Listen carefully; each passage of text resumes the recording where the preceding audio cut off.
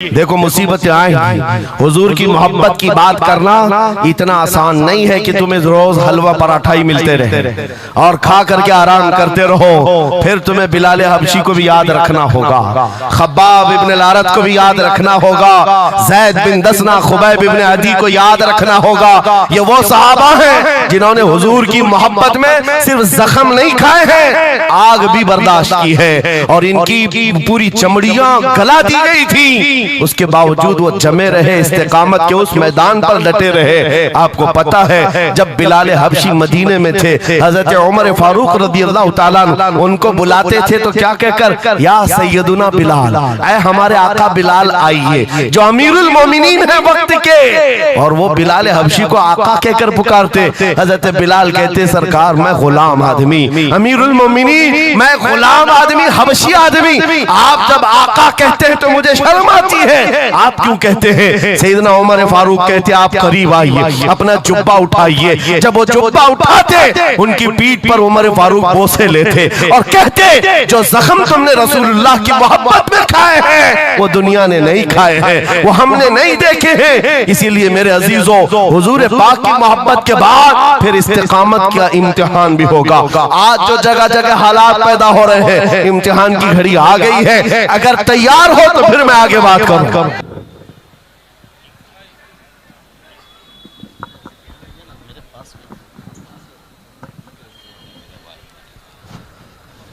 मिंबर नूर पर जलवाबार उलमाए ज़वील एहतराम, मशाइख सादात, हाज़रीन अहले सुन्नत व जमात, अस्सलामु अलैकुम व रहमतुल्लाहि व बरकातुहू।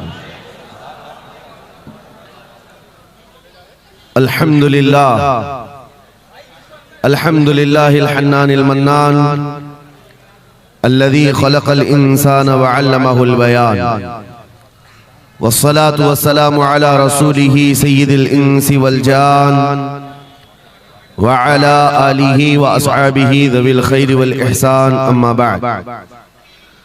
फ़अऊज़ु बिल्लाहि मिनश शैतानिर रजीम, बिस्मिल्लाहिर रहमानिर रहीम। वलिल्लाहिल इज़्ज़तु वलिरसूलिही वलिल मुअमिनीन वलाकिन्नल मुनाफ़िक़ीन ला यअलमून। सदक़ल्लाहु मौलानल अज़ीम। बारगाह रिसालत मुआब सल्लल्लाहु तआला अलैहि वसल्लम में एक मर्तबा दुरूद पाक का हदिया पेश करें।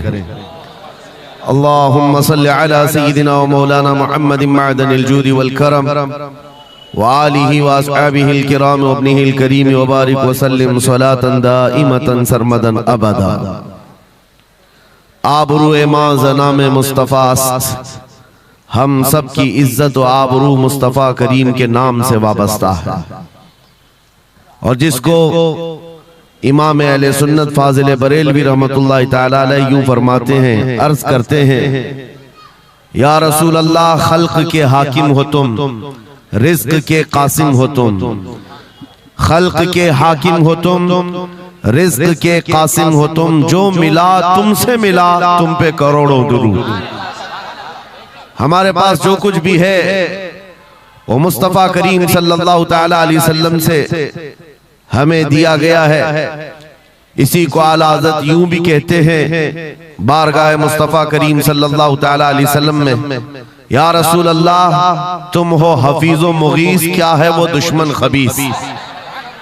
तुम हो हफीज़ो मुगीस, क्या है वो दुश्मन खबीस। तुम हो तो फिर खौफ क्या, तुम पे करोड़ों दुरूद। यानी कुल असासा हमारे पास, कुल कायनात हमारे पास जो है ताजदार मदीना की जात है। इसीलिए मेरे अजीजों, ये चलत फिरत बाकी रह गई, इसी पीछे कुर्सियां खाली है ना, वो यहीं से रास्ता है, फिर बहुत घूम के आना पड़ेगा, तो यहाँ का रास्ता बंद कर दीजिए आप हजरात बीच में चलना फिरना बंद कर दें, डिस्टर्बन होता है उससे। मैं बहुत ही अदब और लिहाज के साथ आपसे मुल्तमिस हूँ, बीच में आने जाने का रास्ता बंद कर दें और एकदम साइलेंट मोड में समाप्त करें, जहां सुभान अल्लाह कहना आपको जरूरी समझ में आए और कहते रहें, और बहुत ही खामोशी और संजीदगी के साथ समाप्त करते रहें। मैं वॉलंटियर से भी रिक्वेस्ट करता हूं कि आप हजरात ये शोरगुल को बंद कराएं और लोगों का आना जाना भी बंद कराएं, अफरा तफरी वाला माहौल भी ना हो। बहुत ही खामोशी के साथ आप हज़रात समाअत करें और एक मर्तबा दुरूद पाक पढ़ें। अल्लाहुम्मा सल्ली अला सय्यिदिना मौलाना मुहम्मदिन बारिक वसल्लिम। सलातु व सलाम अलैका या रसूलल्लाह मुहम्मद मअदनिल जूदी वल करम व आलिहि व अस्हाबिहिल किराम व इब्निहिल करीम व बारिक वसल्लिम सलातन दाइमतन सरमदन अबदा।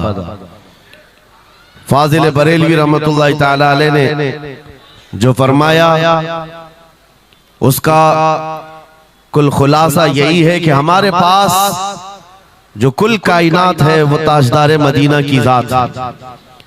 इसलिए ऐ सुन्नियों, आज हमारे पास से बहुत सारी चीजें छिन गई हैं, लूट ली गई हैं, खत्म हो गई हैं, लेकिन उसके बावजूद भी आपके लिए हुक्म यह है कि आपको निराश होकर मायूस होकर जीने की कोई भी जरूरत नहीं, कभी जरूरत नहीं। अगरचे हमारा घर, हमारी छत और सब कुछ लुट जाए तब भी हम फख्र के साथ इस जमीन पर जी सकते हैं। वजह क्या है? दुनिया के पास तख्त और ताज तो आ सकता है, लेकिन गुंबद खजरा की छांव हमारे पास। नबी पाक सल्लल्लाहु ताला अलैहि वसल्लम की जो निस्बत पाक है ये तुम्हारे फख्र के लिए काफी है, तुम्हारी इज्जतों के लिए काफी है। एक मर्तबा ऐसा हुआ, बुखारी शरीफ की हदीस भी है कि रसूल पाक सल्लल्लाहु ताला अलैहि वसल्लम एक जंग से आने के बाद माल गनीमत जब तकसीम फरमा रहे थे, जो माल होता था वो मुजाहिदीन सहाबा के दरमियान बांटा जाता था। तो जंग में शरीक जो सहाबा थे उसमें मुहाजिरीन भी थे, अंसार भी थे। और आप जानते हैं मुहाजिरीन जो हिजरत करके आए हुए मक्का से, और अंसार जो मदीना तैयबा के रहने वाले। अब हुजूर पाक सल्लल्लाहु ताला अलैहि वसल्लम ने जब माल तकसीम फरमाया तो उसमें मुहाजिरीन को थोड़ा सा माल ज्यादा दे दिया, मुहाजिरीन को माल थोड़ा सा ज्यादा दे दिया गया और अंसार को माल थोड़ा सा कम दिया गया। ये बात फैलने लगी और जब हुजूर पाक सल्लल्लाहु ताला अलैहि वसल्लम की बारगाह में ये बात आई कि अंसार के दरमियान ये बात चल रही है कि अल्लाह के नबी सल्लल्लाहु ताला अलैहि वसल्लम ने मुहाजिरीन को थोड़ा सा माल ज्यादा दे दिया है, मुहाजिरीन को थोड़ा सा माल ज्यादा दे दिया है, अपने गांव वालों को ज्यादा माल दे दिया है। तो ये बात जब फैली तो हुजूर पाक सल्लल्लाहु अलैहि वसल्लम ने अंसार कबीले के सरदार साद इब्ने मुआज को बुलाया और पूछा, क्या तुम्हारे कबीले में ये बात चल रही है? उन्होंने कहा, हाँ या रसूल अल्लाह, अंसार के दिलों में ये बात आई है कि आपने माल मुहाजिरीन को थोड़ा ज्यादा दिया है। हुजूर ने फरमाया, बुलाओ सारे अंसार। एक जगह बुलाया और उस पर जब सारे अंसार जमा हुए तो पूछा हुजूर ने, क्या तुम्हारे दिलों में ऐसी बात है कि मैंने माल मुहाजिरीन को थोड़ा ज्यादा दे दिया? सबों ने कहा, हाँ आका, हमारे दिल में ये बात चल रही है, माल के लिए बात थी। नबी पाक सल्लल्लाहु अलैहि वसल्लम ने ऐसी तकरीर फरमाई थी, ऐसा खुतबा दिया था, अंसार की आंखें भीग गईं। सहाबा कहते हैं हमारी दाढ़ियों से आंसू गिर रहे थे। अल्लाह के नबी सल्लल्लाहु अलैहि वसल्लम ने फरमाया, तवील हदीस है, आखिरी जुमला मैं कह रहा हूं जो मेरे लिए उन्वान से रिलेटेड है, मेरे गुफ्तगू से रिलेटेड जो बात है वो अर्ज कर रहा हूं। नबी पाक सल्लल्लाहु अलैहि वसल्लम ने फरमाया, ऐ अंसार, ये बात सही है कि मैंने थोड़ा माल मुहाजिरीन को ज्यादा दिया है, लेकिन क्या तुम इस बात से राजी नहीं हो? क्या इस बात से तुम मुतमईन नहीं हो कि लोग सारी दुनिया ले जाएं और जिसके पास दुनिया ना हो वो मोहम्मदुर रसूलुल्लाह को ले जाए? जिन गरीबों के पास माल ना हो, मेरे आका ने फरमाया, वो अल्लाह के रसूल को साथ ले जाए। आज हमारे पास फख्र करने का सबसे बड़ा जरिया मेरे मुस्तफा की मोहब्बत है, नबी करीम सल्लल्लाहु ताला अलैहि वसल्लम की निस्बत पाक है। इसीलिए आपको हालात के एतबार से कभी कोई ऐसा डिग्रेड करता हो और तुम्हें ऐसा सिखाता हो कि अब तो तुम्हारा फ्यूचर ही नहीं है, तब उससे कहो, कुरान कहता है, वलल आखिरतु खैरुल लक मिनल ऊला। रब फरमाता है महबूब की हर आने वाली घड़ी पिछली घड़ी से ज्यादा बेहतर है। आएगा, अच्छा वक्त भी आएगा, अंधेरे में हम बैठे हैं तो इसका मतलब ये नहीं है कि सुबह होगी ही नहीं, सुबह तो होनी है, उजाला तो आना ही है। लेकिन आप सबको मेरे अजीजों इस दौर में जिस पर जमे रहना है वो क्या है? वो ईमान पर इस्तिकामत है, अपने दीन का सौदा होने नहीं देना, हुजूर पाक की मोहब्बत में कोई कमी आने न देना। मैं तो कहता हूँ उस खच्चर से ज्यादा गैरतमंद कौन हो सकता है जो मदीने तैयबा का है। गधा जिसको आप कह सकते हो या घोड़ा जिसको कह सकते हो, इन दोनों के बीच में एक नस्ल होती है खच्चर की। खच्चर हुजूर पाक सल्लल्लाहु ताला अलैहि वसल्लम के पास एक खच्चर तोहफे में लाया गया था खैबर की जंग में। हुजूर पाक ने कबूल किया। यहूदियों का इलाका है खैबर, वहाँ हुजूर पाक सल्लल्लाहु अलैहि वसल्लम की बारगाह में जब ये हदियतन आया, और वो हदिया जिस पर हुजूर ने सवारी की, जिंदगी भर मेरे आका सल्लल्लाहु अलैहि वसल्लम जिस खच्चर पर सवारी करते रहे, ये तोहफे में आया था। जानते हो जिस वक्त ये खच्चर हुजूर की बारगाह में हदियतन पेश किया गया, नबी पाक सल्लल्लाहु ताला अलैहि वसल्लम से वो अपना सर हिला हिला करके बात कर रहा था और हुजूर मुस्कुरा रहे थे। साहबा ने पूछा, आका ये क्या कह रहा है? सुनो तवज्जो, हम उम्मत हैं और हुजूर पाक सल्लल्लाहु ताला अलैहि वसल्लम से मोहब्बत करने की बात करते हैं। अशरफुल मखलूकात जानवर नहीं, लेकिन एक जानवर नबी पाक सल्लल्लाहु अलैहि वसल्लम के दरबार में क्या कह रहा है? हुजूर फरमाते हैं, ये खच्चर मुझसे कह रहा है, आका अब तक मैं एक यहूदी की मिल्कियत में था, मेरा मालिक यहूदी था और उसी के घर में रहता था, वो मुझसे सामान लदवाता था इधर से उधर। लेकिन या रसूल अल्लाह सल्लल्लाहु अलैहि वसल्लम, जब कभी वो मेरी पीठ पर बैठना चाहता मैं गिरा देता, मैं बैठने नहीं देता था। खच्चर कह रहा है यहूदी मेरा मालिक था, लेकिन जब भी वो बैठने की कोशिश करता मेरी पीठ पर, मैं उसे गिरा देता। हुजूर फरमाते हैं, उससे पूछा ऐसा तू क्यों करता था, ऐसा तू क्यों करता था? सुनो मेरे अजीजों, खच्चर कहता, आका मैं उन खच्चरों की नस्ल में हूँ कि मेरे बाप दादाओं की पीठ पर अल्लाह के नबी सवारी किया करते थे, बनी इसराइल के अंबिया सवारी करते थे, और उनकी नस्ल का मैं आखिरी खच्चर हूँ, और सिलसिले अंबिया में आप आखिरी नबी हैं। मुझे मेरी माँ ने ये कहा था कि अपनी पीठ संभाल कर रखना, इस पर ताजदार अंबिया सवारी करे। सुभान अल्लाह, सुभान अल्लाह। खच्चरों को इतना इल्म है, इन कादियानी गधों को इल्म नहीं। खच्चर का अकीदा है कि अल्लाह के नबी आखिरी नबी है, आखिरी रसूल है। मेरे अजीजों, अपनी पीठ को संभाल कर रखा कि कोई और बैठने न पाए, कि अल्लाह के रसूल बैठने वाले हैं। और उसके बाद आपको पता है उस खच्चर पर सवारी सिर्फ रसूलुल्लाह ने फरमाई, और वो खच्चर कितना गैरतमंद था, कितना गैरतमंद था कि उस पीठ पर किसी और आलाइश को और नापाकी को कभी गवारा नहीं किया। और हद तो ये है, हदीसों में मौजूद है, हुजूर पाक सल्लल्लाहु ताला अलैहि वसल्लम की जब वफात हुई तो ये जिंदा रहा, लेकिन जानते हो सिर्फ 3 दिन के बाद बीरे गरस एक कुआं है जिसमें छलांग लगाकर ये जान दे दी। क्या अब इसके बाद कोई नहीं बैठेगा जो रसूलुल्लाह की सवारी है। मेरे आका सल्लल्लाहु ताला अलैहि वसल्लम से निस्बत का एहतराम जानवर इतना करते थे, तुम्हारी निस्बत तो उम्मत की है, तुम्हारी निस्बत उम्मत की है। क्या तुम्हें यह ज़ेब देता है कि जिन आंखों को तुमने संभाल रखा है, मेरे आका का दीदार करना है, तो इन आंखों को गलाजत में कैसे हम डाल सकते हैं, कैसे बेहयाई में डाल सकते हैं? इन हाथों को क्यों नहीं संभाल कर रख सकते कि ये हाथ मेरे आका से मुसाफा करने वाले? अकीदा है कि नहीं है? बेशक। यकीन है कि नहीं? मेरे आका ने फरमाया क़यामत के दिन मैं मुसाफा करूंगा। हुजूर पाक सल्लल्लाहु ताला अलैहि वसल्लम से जब मुसाफा करने की तमन्ना है, तो फिर इस हाथ की कितनी हिफाजत होनी चाहिए। वो खच्चर अपनी पीठ पर किसी और गैर को बर्दाश्त नहीं किया, सिर्फ इसलिए कि ये पीठ मैंने संभाल रखी है अल्लाह के रसूल के लिए। आज हम बच सकते हैं अपने हाथों को, अपने पैरों को, अपनी आंखों को, अपनी जुबान को सिर्फ इसलिए बचा कर रखें कि ये सारी अमानत रसूलुल्लाह की है। क्यों? बरेली से यही तो आवाज आती है, हमारा अपना कुछ नहीं है, दहन में जुबान तुम्हारे लिए। या रसूल अल्लाह, बदन में है जान, और हम आए यहाँ और उठे भी वहां हमारे लिए। जब रसूलुल्लाह के लिए जीना है तो मेरे अजीजों हमें हर शय की हिफाजत भी जरूरी है। कहीं ऐसा ना हो कि हमारी गर्दन में कोई दूसरा पट्टा डालने की कोशिश कर रहे, कभी ना हो कि किसी और की गुलामी का पट्टा हमारी गले में पड़ जाए। नहीं, हम रसूलुल्लाह के जन्नत रसूलुल्लाह। सुभान अल्लाह। दुनिया अगर हमें पहचाने तो बेदम वारसी का वो शेर याद रखो।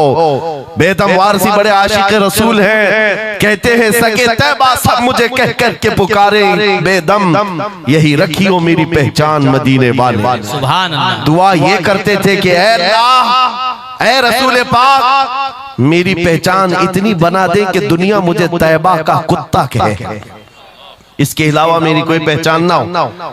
मुझे दुनिया अगर पहचाने तो हुजूर के नाम से पहचाने। अजीजा ने गिरामी वक़ार, इतनी गैरत तो तुम्हारे अंदर आनी चाहिए कि हुजूर पाक सल्लल्लाहु तआला अलैहि वसल्लम से हमारा नाम जुड़ा हुआ है और हमें हर शय को संभाल कर रखना है। सिर्फ एक बात मैं बता दूं, बहुत सारे नौजवान मोहब्बत करते हैं हमसे, हमें पता है, बेइंतहा मोहब्बत करते हैं। किसी नौजवान को उठाकर मैं कहूं ये ले मेरा अमामा, मैं आज तुझे पहना देता हूं, खुशी से वो लेकर के जाए, जाहिर सी बात है उसके दिल में अगर मेरी मोहब्बत है तो ये अमामा पहन करके निकल जाए। मैं उससे पूछता हूं कि जब ये सर पर अमामा हो तो क्या शराब की दुकान पर खड़े हो सकते हो? क्या किसी आवारा गर्दी में जा सकते हो? सर के अमामे की कदर तुम रखे हुए बार बार दिल में ये ख्याल आएगा कि नहीं मैं इस लिबास के साथ, इस अमामे के साथ यहाँ खड़ा रहूंगा तो दुनिया क्या सोचेगी? सिर्फ मैं तो एक निकम्मा आदमी हूं, मेरे अमामे को पहनने के बाद तुम्हारा एहसास ये हो सकता है कि मुझे ना अब शराब के अड्डे पर जाना होगा, ना ताश के पत्तों पर, ना ही आवारा गर्दी में, ना किसी गली कूचे में, बल्कि उसे एहतराम लाजिम होता है। मेरे अजीजों, मेरे अमामे की क्या बात, तुम्हारी गर्दन पर तो रसूलुल्लाह की निस्बत का पट्टा, जिस जगह पर हो सिर्फ इतना ख्याल आ जाए कि मैं नबी पाक सल्लल्लाहु अलैहि वसल्लम का गुलाम हूं, कल को मेरे बदअमल किरदार से, मेरे किसी बुरे अखलाक से दुनिया हुजूर की तरफ उंगली ना उठाए, नबी पाक सल्लल्लाहु तआला अलैहि वसल्लम की तरफ उंगली ना उठाए। ये आज आपकी जरूरत है मेरे अजीजों, तुम्हारी निस्बत हुजूर से वाबस्ता है तो तुम्हारा हर अमल दुनिया के सामने आईने की तरह है। जानते हो जब ईद हो, बकरीद हो के जुलूस ईद मिलाद हो, दुनिया तुम्हें देखती है और पहचानना चाहती है कि कौन है मोहम्मद सल्लल्लाहु अलैहि वसल्लम। तुम अपने अखलाक से सफीर हो, तर्जुमान हो रसूलुल्लाह के, अपने अमाल से हुजूर पाक सल्लल्लाहु अलैहि वसल्लम की तर्जुमानी कर सकते हो और दुनिया हुजूर की तक पहुंचने का तुम जरिया बन सकते हो। आज एक हदीस में आपके सामने रखता हूं, हजरत उमर फारूक का दौर है। एक शख्स मदीने तैयबा में कर्जा लिया था किसी से और कर्ज चुका नहीं पा रहा था, और वो भी सहाबी हैं जिनसे कर्जा लिया है। उन्होंने आकर के मुकद्दमा कर दिया हजरत उमर के पास। तवज्जो से हजरत उमर ने उस कर्जदार को बुलाया, कर्ज जिसके ऊपर था, बुलाया, कहा कि इनका कर्जा क्यों नहीं अदा करता? कहा मेरे पास कुछ चीज है नहीं, अदा कर दूंगा, मुझे मोहलत चाहिए, टाइम चाहिए। कहा कितना टाइम? बस 2 दिन का वक्त दे दें, मैं जाऊंगा अपने वतन और आकर के मदीने में इनका कर्जा अदा कर दूंगा। लेकिन अब वो पकड़ा गया हुआ आदमी है, इसको छोड़े तो किसकी जमानत पर छोड़े? जाहिर सी बात है कोर्ट में जब तुम्हारी गिरफ्तारी हो जाए, कचहरी में, कोर्ट में हाजिरी होती है तो कोई ना कोई जामिन होता है जिसकी जमानत पर तुम्हें बेल दी जाती है। हजरत उमर ने पूछा कोई तुम्हारा जमानत लेने वाला है यहाँ मदीने में? कहा या रसूल अल्लाह, हजरत उमर से, या अमीर अल मोमिनीन, यहाँ पर कोई मेरा ऐसा है नहीं जो जमानत ले सकता है, क्योंकि मैं नया हूँ, जमानत कोई लेने वाला है नहीं। कहा फिर कैसे जाएगा, बेल कैसे दी जाएगी? भरे मजमे में से एक सहाबी हजरत अबू दरदा खड़े होते हैं, कहते हैं अमीरुल मोमिनीन मैं इसकी जमानत लेता हूँ, मैं इसकी जमानत लेता हूँ। हजरत उमर फारूक ने कहा अगर ये बंदा 2 दिन के बाद नहीं लौटा तो तुम्हें जेल में रखा जाएगा। जामिन के साथ यही होता है ना। तो उन्होंने कहा मुझे तस्लीम है। हजरत उमर के पास उन्होंने कबूल कर लिया और वो बंदा चला गया। तीन लोग हैं यहाँ पर, एक कर्ज दिया हुआ आदमी, एक कर्ज लिया हुआ और एक जमानत दिया हुआ। ये तीनों लोग अदालत से रिलेटेड हैं। अभी 2 दिन गुजर गए, हजरत उमर इंतजार कर रहे थे। शाम करीब आ गई, अदालत लगी हुई थी। आपने पूछा कि फलां जो कर्जदार था आया? लोगों ने कहा अभी नहीं आया। कहा बुलाओ अबू दरदा को जिन्होंने जमानत दी थी। बुलाया गया, कहा तुम्हारी गिरफ्तारी हो सकती है, तुमने जिसकी जमानत ली थी वो नहीं आया। हजरत अबू दरदा कहते मेरा यकीन है वो आएगा, मेरा यकीन है वो आएगा। मगरिब होने से पहले पहले वो बंदा देहात का रहने वाला दौड़ता हुआ आ गया, कर्जा वापस लेकर के आया। हजरत उमर के पास जब उसने रखा कि ये मेरे कर्ज की वापस मैं अमानत लेकर के आया हूँ, बुलाएं उस सहाबी को जिनका कर्जा मैंने लिया था। वो सहाबी आए, कहा कि 2 दिन का ये वक्त लिया था और वापस लाकर तुम्हारा कर्जा दे दिया है। उस सहाबी ने कहा अमीरुल मोमिनीन मैं माफ करता हूँ, मुझे नहीं चाहिए कर्ज, वापस नहीं चाहिए। अजीब मामला, कहा मैं माफ करता हूँ। अब सुनो, हर एक से हजरत उमर ने पूछा, उस देहाती शख्स से पूछा। तीनों की जो बात है वो सबसे ज्यादा इंपॉर्टेंट है आज हमारे लिए। उस कर्जदार से पूछा तू भाग गया था, अपने घर गया था और यहाँ मदीने में कोई तुझे पहचानता नहीं था, गया था तो वापस वहीं से वहीं चला जाता कहीं तो तुझे ढूंढना मुश्किल होता। क्या बात है कि तू वापस लौट करके आया इस कर्जे को अदा करने के लिए? वो गरीब इंसान कहता है अमीरुल मोमिनीन चाहता तो मेरे पास रास्ते थे, उधर से उधर भाग जाता। मुसलमानों सुनो, जो लोग धोखाधड़ी करते हैं और लोगों के पैसे गबन करके खा करके बैठे रहते, वो एक सहाबी है, गरीब है, कहते अमीरुल मोमिनीन मैं चाहता तो उधर से भागकर चला जाता, लेकिन दिल में ये ख्याल आया कि अगर मैं चला गया तो बाद में दुनिया ये ना कहे कि मोहम्मद अरबी के गुलाम गद्दार होते, कहीं दुनिया ये न कहे कि मोहम्मद अरबी के गुलाम धोखेबाज होते हैं। मेरे अमल से मेरे नबी की बारगाह में कोई उंगली ना उठाए, इसलिए मैं वापस आ गया। दूसरे वो सहाबी को हजरत उमर ने पूछा जिन्होंने जमानत दी थी, अबू दरदा तुम तो इसको पहचानते भी नहीं थे, तुमने जमानत क्यों दे दी? क्या यकीन था तुम्हारा कि ये आएगा? हजरत अबू दरदा कहते हैं डर तो सबको था, अजनबी को कौन जमानत देता है, लेकिन या अमीर अल मोमिनीन बात इतनी थी पूरे मजमे में सन्नाटा था, एक अजनबी के लिए जमानत देने वाला कोई नहीं था। मैं सिर्फ इसलिए खड़ा हो गया कि कल को दुनिया ये न कहे मोहम्मद अरबी के गुलामों में मदद करने का जज्बा खत्म हो गया, कोई हुजूर के बारे में यह ना कह दे कि इनके गुलामों में रवादारी खत्म हो गई है, लोगों की मदद करने का जज्बा खत्म हो गया। हजरत उमर ने उस सहाबी से पूछा जिन्होंने कर्जा छोड़ दिया, माफ कर दिया, कहा तुम्हारी वजह से तो मुकदमा हुआ था, जब वो कर्ज लेकर वापस आया है तुमने माफ क्यों कर दिया? उस सहाबी ने भी कहा यार अमीर अल मोमिनीन चाहता तो मैं ये रकम लेकर चला जाता, लेकिन मैंने भी दिल में ये सोचा कि कल को दुनिया ये न कहे मोहम्मद अरबी के गुलामों में माफ करने का जज्बा भी खत्म हो गया है।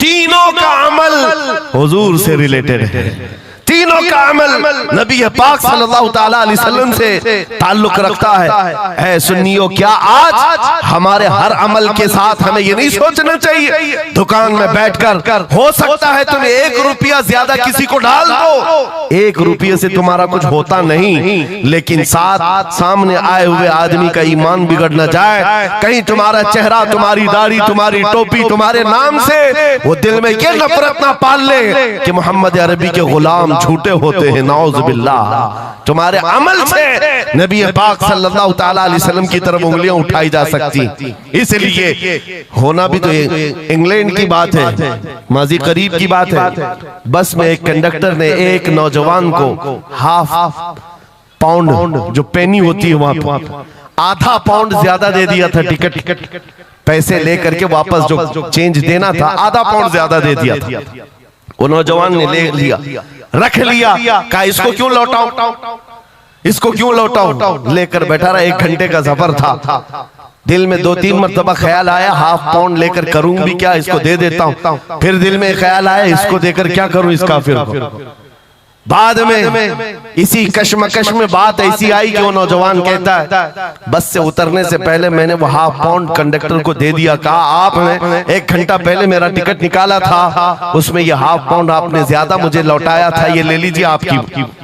वो कंडक्टर कहता है ये गलती से हाफ पाउंड ज्यादा नहीं गए थे, मुसलसल कई सालों से मैं इस्लाम को पढ़ रहा हूँ, मोहम्मद अरबी सल्लल्लाहु अलैहि वसल्लम की सीरत पढ़ रहा हूँ, नबी पाक सल्लल्लाहु अलैहि वसल्लम की सीरत का सबसे अहम चैप्टर मैंने ये पढ़ा था कि वो सबसे ज्यादा अमानतदार थे। मैंने आज ये तय किया था किसी मुसलमान को मैं देखूं कि वो 1400 साल पहले वाली अमानत अब भी बाकी है या नहीं, तूने हाफ पाउंड लौटा करके मेरे ईमान को मजबूत कर दिया, अब मैं इस्लाम में दाखिल होता हूँ। सुभान अल्लाह, नारे तकबीर, नारे रिसालत, अज़मते रसूल। तुम्हारा छोटा सा अमल, वो नौजवान कहता है हाफ पाउंड में मैं मेरा इस्लाम बेच भी सकता था और लौटा दिया है तो किसी बंदे के हुजूर की गुलामी में दाखिल होने का सबब भी बन गया। इसलिए अजीज़ान गिरामी औकात, हमारा हर अमल बड़ा जिम्मेदार है, हमारा हर अमल बड़ा जिम्मेदार है। सिर्फ आज के दौर में आपको एहसास में ये दिलाना चाहता हूँ कि कुरान तुम्हारे मुतालिक कहता है कुंतुम खैर उम्मतिन, तुम सबसे बेहतरीन उम्मत हो, सबसे बेहतरीन उम्मत हो जो इंसानों में निकाले गए हो। मुझे बताओ अल्लाह की सर्टिफिकेट के बाद किसी कीड़े मकोड़े की सर्टिफिकेट की जरूरत होगी आपको? दुनिया आतंकवाद कहे, दहशतगर्द कहे, टेररिस्ट कहे, 1000 बार कहे, हमारी पेशानी पर चिपका के घुमाए, हमें फर्क नहीं पड़ता। मेरा मौला फरमा रहा है तुम खैर उम्मत हो, तुम खैर उम्मत हो और खैर उम्मत रहेंगे क्योंकि जिसने हमें पैदा किया वो खुद फरमा रहा है। और एक बात, छुप छुप करके जीने की भी जरूरत नहीं, नाम मुसलमान है तो ऐलान मुसलमान, कोई जुर्म तो नहीं किया ना इस्लाम में आकर के, या इस्लाम पर चल करके कोई जुर्म है। और ये नाम छुपाने की जरूरत इसलिए नहीं कि अल्लाह ताला कुरान में फरमाता हुवा सम्माकुमुल मुस्लिमीन, वो अल्लाह है जिसने तुम्हारा नाम मुसलमान रखा है, जो खालिक कायनात है। फख्र करने की 1-2 चीजें नहीं, हजारों चीजें तुम्हारे पास, लेकिन होता यह है कि आज के हालात में हर कोई एहसास कमतरी में मुब्तला, डराने की सूरत पैदा कर रहे हैं। ये जितने भी सोशल मीडिया पर चीजें वायरल की जाती हैं, इधर से उठाओ उधर पहुंचाओ, वीडियोस हो, फोटोज हो, सब मुसलमानों के दिलों में ये चीज बिठाने की कोशिश की जा रही है कि तुम बहुत गए गुजरे हुए हो, तुमसे कुछ नहीं हो सकता। और मैं बार बार अपनी तकरीरों में ये ऐलानन कहता हूं कि जो हमें कह रहे हैं ये पंचर पुत्र हैं, इनके पास कुछ भी नहीं होता, ये टूटे हुए हैं, बिखरे हुए हैं, फिर मैं उनसे पूछता हूं 24 घंटे हम पर टीवी में डिबेट क्यों करते हो, बार बार क्यों डिबेट करते हो? वजह यह है उन्हें पता है। और दूसरी किसी कौम को इतना टारगेट करते हुए देखा है आपने? कभी देखा हो तो मुझे बताओ।